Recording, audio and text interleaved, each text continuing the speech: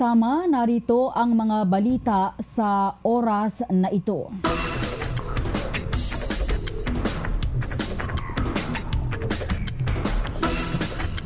Pinalalayas ng mga miyembro ng Kadamay mapayapang lumikas sa Menjola Bridge sa Maynila. Kasama natin sa balita si Radyoman Silvestre Labay. DCXL Report!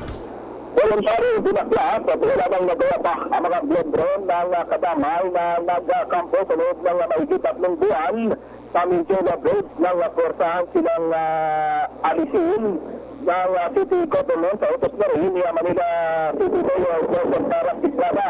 Ayon kay Manila City Security Force Chief Captain Jimmy De Pedro, ay mga reklamo na kasing nakarating sa tanggapan ni Manila Mayor Erap Islada sa patuloy na pagkakampo sa lugar ng Kadamay.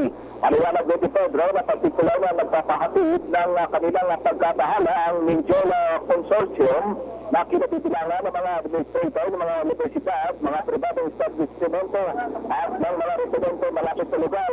Wala rin ang permiso ang mga Kadamay na sila ay magkakampo sa lugar. Katira naman ang ilang miyembro ng Kadamay na si Miguel Pedron, kaya sila nanatili sa Menjola dahil sa hindi upang na makataong pagpapali sa kanila sa Mangahan Floodway sa Pasig City. Ang nais lamang umano nila ay personal na makausap si Pangulong Rodrigo Duterte para may parating ang kanilang mga hinaing. Pansamantalang dinala ang mga nagpukupa sa lugar na kinabibilangan ng 9 na pamilya sa Manila Reception and Action Center. Kita ni Captain Pedro na hihiling niya sa Manila Hobart Office na magsagawa ng case study kung maaaring ma-qualify sa relocation program sa Manila ang naturang individual. Kasama mo sa Maynila, Radyoman Silvestre Labay ng DCXL 558 Tapat, Arawan. Maraming salamat Radyoman Silvestre Labay. Panibagong pasabog ng kampo ni dating Senador Bongbong Marcos, minaliit ng kampo ni Vice President Leni Robredo. Kasama natin sa balita si Radyoman Joyce Adra. DCXL Report! Minalit lamang ng kampo ni Vice President Leni Robredo ang mga pasabog kahapon ni dating Senador Bongbong Marcos. Partikular ang mga pinakita ni Marcos na ballot images bilang ebidensya ng sinasabing dayaan sa vice presidential election. Sinabi ni Attorney Romulo Macalintal, abogado ni Robredo, na posibleng galing sa ibang source ang pinakitang ballot images ni Marcos at maaaring invento lamang daw ito. Itinanggi rin ni Macalintal na may hawak na silang kopya ng mga ballot images mula sa Presidential Electoral Tribunal. Pinabulaanan din ni Macalintal na nakipagsabwatan ang kampo ni Robredo sa COMELEC at SmartMat ikaugnay ng sinasabing dayaan sa vice presidential race. Kasama mo sa Korte Suprema, Radyoman Joyce Collantes Adra, DCXL 558 at RMN. Maraming salamat Joyce Adra. DCXL Mga Report! kasama, alamin ho natin mga balita pa rin sa aming patuloy at ating patuloy na pagtutok sa Senado kaugnay ng Senate Committee on pagdinig ng Senate Committee on Mass Media sa pamamayagpag ng mga fake news at fake websites. Kasama natin sa Senado si Radyoman Grace Mariano. DCXL Report! Nagpapatuloy po ang pagdinig ng Senate Committee on Mass Media. Kaugnay sa pamamayagpag ng fake news, ang maririnig nyo ngayon ay si Senator Manny Pacquiao at si Asek Badoy ng PCOO. Sinisita siya ni Senator Pacquiao dahil noong daw kampanya ay naglabas ito sa kanyang social media account ng isang picture ng bahay na sinasabing sa mistress ni Senator Pacquiao. Pero ang paliwanag naman ni Badoy, yun daw ay dahil nasaktan siya sa inihayag ni Senator Pacquiao laban sa transgender community. Mabuti pa po, pakinggan na natin ang pagdinig. Somebody who would come up with this idea, then everybody will think, oh, maybe that's a fad now.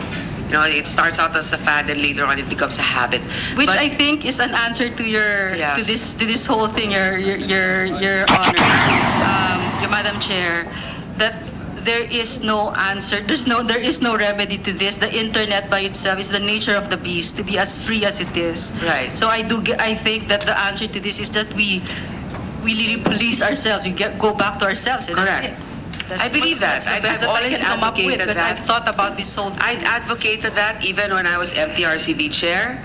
that we need self-regulation because we cannot possibly put a government agent in every household to monitor what children are watching. So we just have to remind, self-regulate. Parents, check what your kids are reading. Bloggers, I appeal to your moral standard to be able to police yourself. But are you related to Gang Badoy also? Okay, another very talented researcher and writer who's also been harassed, whose Facebook page has been shut. Anyway, to give way to one... May I just raise one point, Madam Chair? First of all, I'd like to say this. We appreciate your statements, Yusek, because it's about time that when we see that there's something wrong, we would have the guts to say that we were wrong and we are sorry and we apologize. And we are Christians and we know how to forgive. We know how to forget. And just to put also on record that we are also living perhaps in a more transparent world wherein we're being bashed every single day.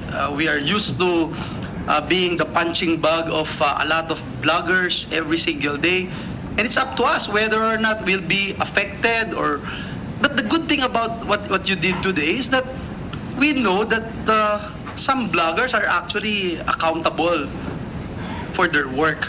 Unfortunately, the gray area comes in when we say we can do and say anything we want because there's no law that prohibits us from doing it.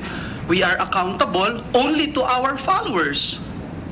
What if something happens, like the same example that we were talking about, the damage has been done to Senator Manny. What if Senator Manny didn't win the last election because of that?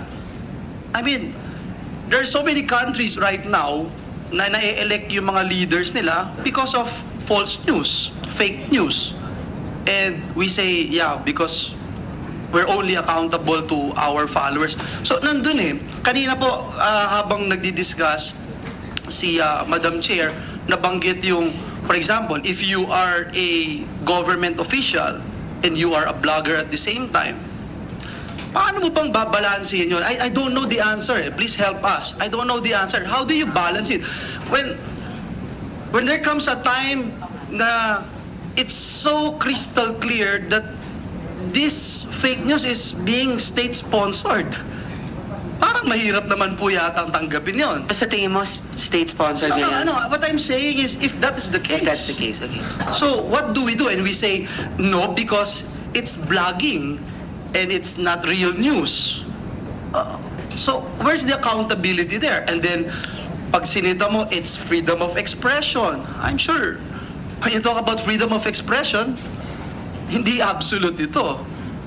May accountability. I think that's the essence of this hearing. What we wanted to see here is what solutions ang pwede nating makuha from this hearing. Yun nga parang we're trying to contain an ocean, which is quite difficult, so we have to pick. But Senator Pacquiao has just a short manifestation before we move on. Anyway, I accept, Ms. Badoy, I accept your sorry. Who am I to put grievance against you? But I want you to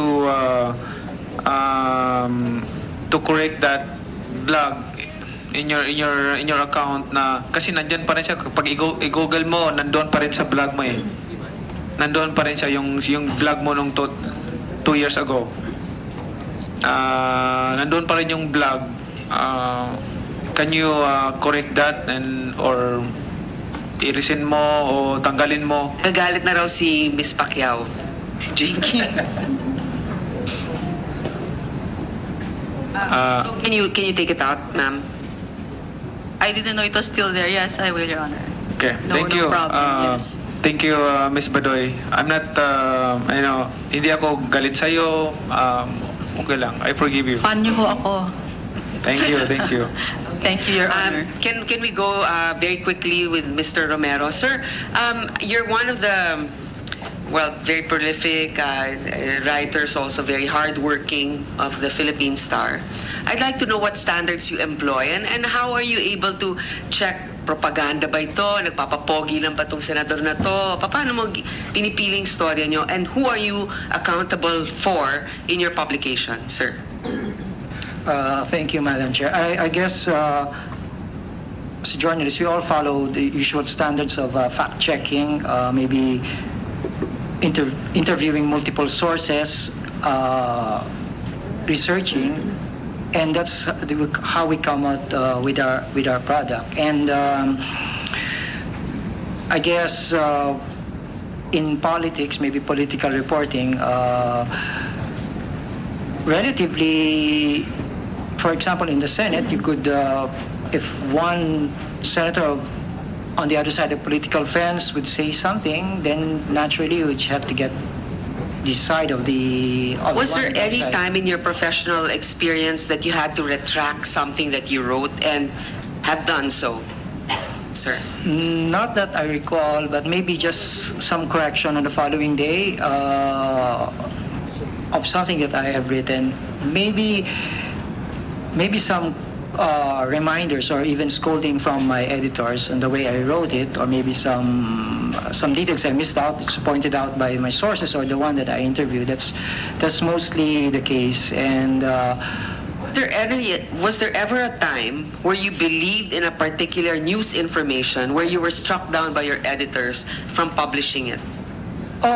Several times. What would the reason be? Would it be their political inclination, or would it be because of a tenuous situation? In the case of newspapers, mostly it would be, not necessarily in this order, but sometimes it's lack of space, or sometimes it's something that could be better written the following day, given with the lack of details, or the other side of the issue that must be taken by another set of reporters on maybe in other parts of the country, or maybe in another branch of government is not there yet, so it's struck down. Or sometimes maybe they think I wrote it not in the way that it would pass their standards. Okay, do you have your own personal blog? No, I refrain from doing that. Even my Twitter account is just purely for news. Because of conflict? Yes, because I might say something that would color... and you're not an opinion writer? No, right. No. I specifically refrain that. Some may have two accounts and they'll say it's personal, and well, of course I respect that, but I deliberately refrain to... Do you really respect that? Like if you were a straight news writer, you think it's ethical to have your own personal blog? Well, it's okay if you do that, except that you would have the added responsibility, and maybe even you would be of making this distinction of you as would color. And you're not an opinion writer. No, right. No. I specifically refrain that. Some may have two accounts and they will say it's personal, and well, of course, but I deliberately. Do you really, for a straight news writer, you think it's ethical to have your own personal blog? Well, it's okay if you do that, except that you